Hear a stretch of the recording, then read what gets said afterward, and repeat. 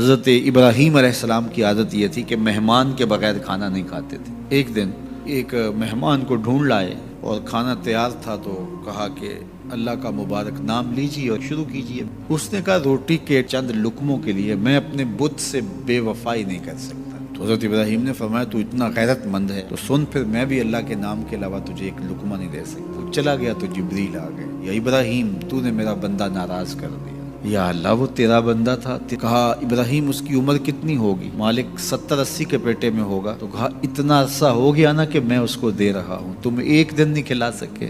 اب ابراہیم علیہ السلام ان کو ڈھونڈ رہے ہیں، وہ پہاڑ چڑھ رہا تھا تو آواز دی، او میاں آ جاؤ کھانا ٹھنڈا ہو رہا ہے۔ اس نے کہا آ جاؤں گا لیکن تمہارے رب کا نام نہیں لوں گا۔ کہا نہ لینا، آ جاؤ۔ تو کہنے لگا پہلے تو بڑے غصے میں تھے، ایک دم تبدیلی کیسے آ گئی؟ کہا اسی رب کا سندیسہ آیا ہے۔ تو اس نے کہا تیرا رب اتنا مہربان ہے تو مجھے بھی اس اپنے رب کا غلام بنا